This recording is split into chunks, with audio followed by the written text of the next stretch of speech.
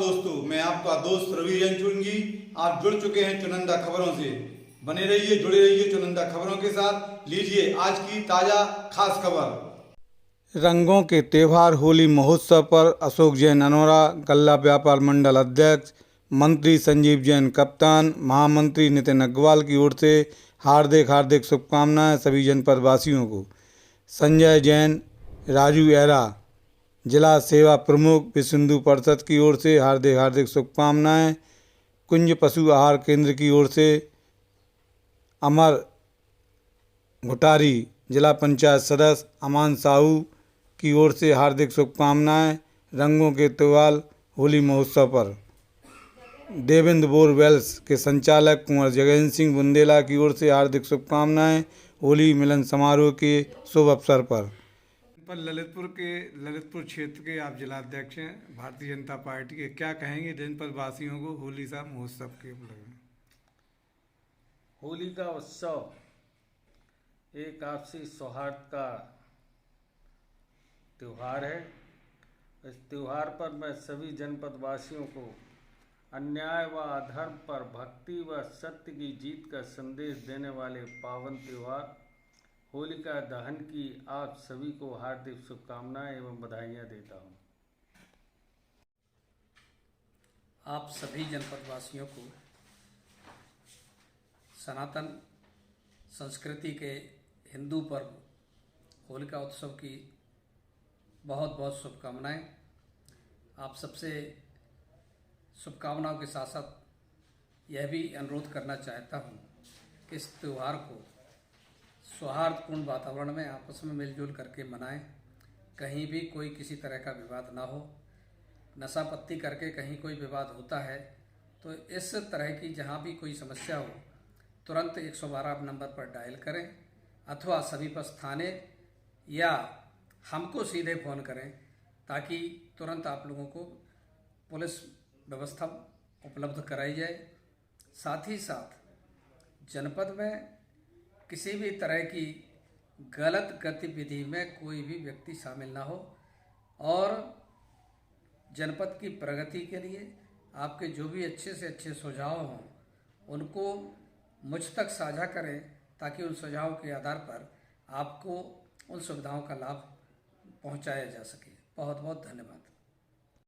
सम्माननीय विधायक जी, आपके दूसरा कार्यकाल आपको जनता ने दिया है तो एक उम्मीद मानी जा रही है, यकीन माना जा रहा है कि आपको दूसरा कार्यकाल जो मिला है जनता की उम्मीद के द्वारा, उसके अंतर्गत आपके विधानसभा क्षेत्र में जो उपलब्धियां दूसरे कार्यकाल में आपने दी हैं और देने का प्रयास कर रहे हैं, उनमें महत्वपूर्ण उपलब्धि क्या क्या हैं और उनका उद्देश्य क्या है और आगे क्या होगा? देखिए, आपके चैनल के माध्यम से मैं अपने विधानसभा क्षेत्र के सभी जनमानस को बताना चाहूँगा कि आप सबने इतने बहुमत से मुझे दूसरी बार विधानसभा में भेजने का काम किया कि पूरे उत्तर प्रदेश में 403 विधायकों में एक नंबर से गिनती शुरू होती है तो वह 8वें नंबर पर आपका विधायक उस विधानसभा में है, यानी टॉप 10 विधायकों में आपने अपने विधायक का नाम दर्ज कराया। जब आपने नाम दर्ज कराया तो विधायक की भी जिम्मेदारी बनती है कि वो अपने जनमानस के जन सुविधाओं के लिए निरंतर प्रयास करे, प्रगति के लिए काम करे, उनकी सेवा में रहे। मेरा प्रयास भी है, मैं कहता भी हूँ सबसे कि मैं विधायक नहीं आपका जनसेवक हूँ। अभी जनता कहती है जो सड़क, पानी और बिजली का जो दिक्कत है आपके विधानसभा क्षेत्र में, उस दिक्कत को आप कैसे निराकरण के पटल पर लाएंगे? देखिए, 6 वर्ष मेरा कार्यकाल होने जा रहा है। इस 6 वर्ष के पूर्व की गति स्थिति से सब लोग भली भांति अवगत हैं। क्या हालत थी सड़कों की, क्या हालत पानी की व्यवस्था की थी, क्या बिजली की थी। आज हमने हर पुरवा तक बिजली पहुंचाने का काम किया है और सभी को मुफ्त में कनेक्शन देने का भी काम किया है। लेकिन मैं आम जनमानस से ये कहना चाहता हूँ कि बिजली का उपयोग करते हैं तो बिल तो देना पड़ेगा, इसलिए आप लोग बिजली के बिलों का भुगतान समय से करिए और सरकार की समय समय पर आने वाली सुविधाओं का, छूट का बिलों में जो प्रावधान होता है उसका भी लाभ लेने का काम करिए। बिजली हर मजरे तक पहुंची। कुछ मजरे मेरे जो रह गए हैं उनके लिए मैं जल्दी से जल्दी अभी काम फिर शुरू कराने वाला हूँ, ताकि कोई भी व्यक्ति ये ना कह सके कि हमारे यहाँ बिजली का पोल नहीं है। नगर क्षेत्र की सड़कें में सिद्धन रोड और ग्रामीण परिवेश की जो जुड़ी हुई सड़कें हैं उनमें जो दिक्कतें हैं उनका पूर्तिकरण कब होने वाला है? देखिए, आप सबने देखा है पहले सड़कें नाम मात्र को थी, गड्ढे ही गड्ढे नजर आते थे। हमारी सरकार में ललितपुर से देवगढ़ रोड, ललितपुर से मेहरौनी, मेहरौनी से मढ़ौरा, ललितपुर से राजघाट, ललितपुर से जखौरा, ललितपुर से तालबेट और ललितपुर से झांसी, इन रोडों पर जो बढ़िया काम हुआ है, आज अपने आप लोग कहते हैं कि नहीं सड़कें बनी हैं। जहाँ तक सिद्धन रोड की बात है, आप देख रहे होंगे, इसका भी मैंने काम अब शुरू करा दिया है और अति शीघ्र पूर्ण रोड सीसी बन करके बीच से डिवाइडर बन के उस पर लाइटिंग की भी व्यवस्था आपको रोड पर मिलेगी। इतनी बढ़िया व्यवस्था कर देने वाले हैं। लेकिन जनता से एक अनुरोध है, काम जहाँ भी चल रहे हैं उन कामों का सुपरविजन करने का आपको भी अधिकार है। आप लेकिन वहाँ विवाद मत करिए। कहीं गड़बड़ काम होता है तो आप मुझको फ़ोन करिए, प्रशासन को फ़ोन करिए, वो सब ठीक करने का काम किया जाएगा। जब बात करें राजा महाराजाओं की, तो राजा छत्रसाल के अंतर्गत आपका कार्य चल रहा है। देलवारा के मुख्य सड़क पर एक भव्य गेट बना है, एक बहुत सुंदर और आधुनिक तरीके से तालाब बनने वाला है। तो इस तरह की योजना से आप क्या संदेश देना चाहते हैं? देखिए, बुंदेलखंड वीर भूमि है और बुंदेलखंड के जो वीर हुए हैं उन सबको हम नमन करते हैं और उनकी स्मृति हमारे स्मृति पटल पर बनी रहे निरंतर, इसके लिए काम करने की हमने कोशिश की है। वीर छत्रसाल जिनका ननिहाल था देलवारा में, उस गांव का विकास और उन छत्रसाल जी की मूर्ति की स्थापना और उसी के शुरुआत का कदम है उनके नाम से एक भव्य द्वार का निर्माण कराना, जो पूर्ण हो चुका है। तालाब के सुंदरीकरण का काम चल रहा है। तालाब के सुंदरीकरण को भी हम 2-3 पार्ट में तैयार करेंगे और उसमें हम चाहेंगे कि वहाँ तालाब में भी लोग नौकायन का काम करें। बाद फुटपाथ जो बने उस पर सुबह शाम घूमने का काम करें।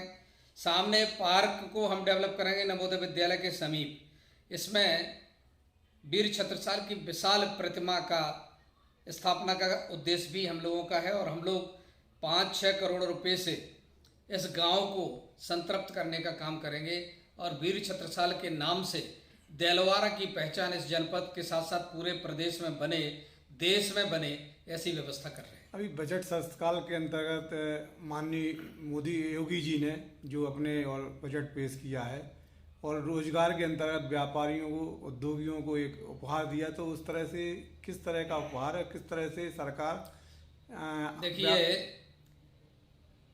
23-24 का जो बजट पेश हुआ है बहुत बढ़िया बजट है और प्रदेश के हर जिले का ध्यान रखा गया है। बुंदेलखंड के विकास के लिए विशेष पैकेज के रूप में 600 करोड़ रुपए आवंटन इस बजट में हुआ है और उस विकास के दृष्टि से बजट पर जो 600 करोड़ रुपया माननीय मुख्यमंत्री जी ने स्पेशली बुंदेलखंड के विकास के लिए दिया है और उस नाते जनपद के लिए 37 करोड़ रुपया ललितपुर के लिए होता है और हम चाहेंगे कि 37 करोड़ रुपए में ललितपुर में कुछ नए ऐसे काम हो जाएं जिससे आम जनता को लाभ। ललितपुर जनपद की बात करें तो अभी 2 जो योजना है वो संभवतः जो समय बचा उस समय पूरी नहीं होने वाली है। जैसे कि मेडिकल कॉलेज 4 माह का समय बचा, अभी भी काम 2 साल का है। देखिए, मेडिकल कॉलेज के संबंध में कहना चाहेंगे कि पहले तो ललितपुर में मेडिकल कॉलेज था ही नहीं। 2020 में स्वीकृत हुआ, बड़ी तेज़ी से काम हो के मैं केवल इतना विश्वास दिलाता हूँ कि 2023 में अप्रैल माह से उसमें प्रवेश की व्यवस्था हो जाएगी। हम मेडिकल स्टूडेंट्स को एडमिशन देने की स्थिति में आ जाएंगे और बाकी अभी हम जिला चिकित्सालय के माध्यम से काम करेंगे और 2023 के समापन तक हमारा प्रयास है कि बड़ी तेज़ी से इसमें गति पकड़ाई जाए और निरंतर हम लोग समीक्षा करके उसको जल्दी से जल्दी तैयार करें। ब्याना पुल जो अभी ब्याना पुल 31 मार्च तक कंप्लीट करने के लिए मैंने फिर से हिदायत की है। कभी मैंने 15 दिन पहले उसका इंस्पेक्शन किया था। वो अगर अब की बार नहीं होता है तो मैं निश्चित रूप से ठेकेदार और जो कार्यदायी संस्था है, विभाग है, इन पर निश्चित रूप से कार्रवाई कराऊंगा। झांसी संभाग को नोएडा की तर्ज पर जोड़ने से ललितपुर जनपद को क्या लाभ? ये एक बड़ी घोषणा प्रदेश सरकार ने इस बार बजट में की है कि नोएडा में जो व्यापारिक प्रतिष्ठान बने हैं उन्हीं की तर्ज पर, नोएडा की तर्ज पर झांसी को विकसित करने की योजना सरकार ने बनाई है, ताकि बड़े बड़े देश और विदेश के व्यवसायी उद्योगपति झांसी कमिश्नरी में आकर के अपने उद्योग स्थापित करेंगे और उनको वो मूलभूत सुविधाएं सभी एक ही विंडो पर दी जाएंगी, जिससे किसी को कोई समस्या ना हो। और इतने बड़े इन्वेस्टर समिट के माध्यम से जो करोड़ों लाख रुपए का इन्वेस्टमेंट आया है, उनके एमओयू हुए हैं, उनको जमीनें आवंटन करने की प्रक्रिया भी अगले महीने से प्रारंभ हो रही है। वर्तमान में देखा जा रहा है विधानसभा क्षेत्र ललितपुर में जमीन जायदाद को लेकर, कब्जे को लेकर, अवैध कॉलोनी को लेकर जन चर्चा का विषय बना रहता है। प्रशासन मुस्तैनी से कार्य नहीं करता है, जिससे विवाद बढ़ जाते हैं। विवाद देखिए इस संबंध में पहले तो अनाधिकृत कब्जों की शिकायत थी।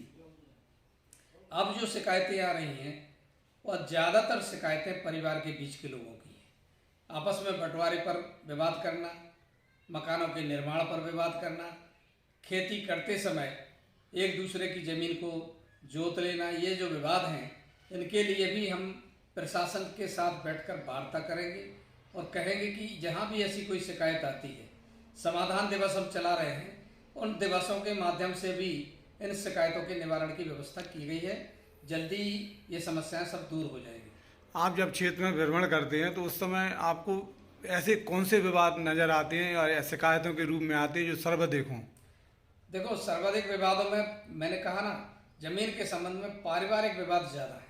भाई भाई लड़ रहा है, सास बहू लड़ रही है, ये विवाद ज़्यादा सुनने को मिलते हैं।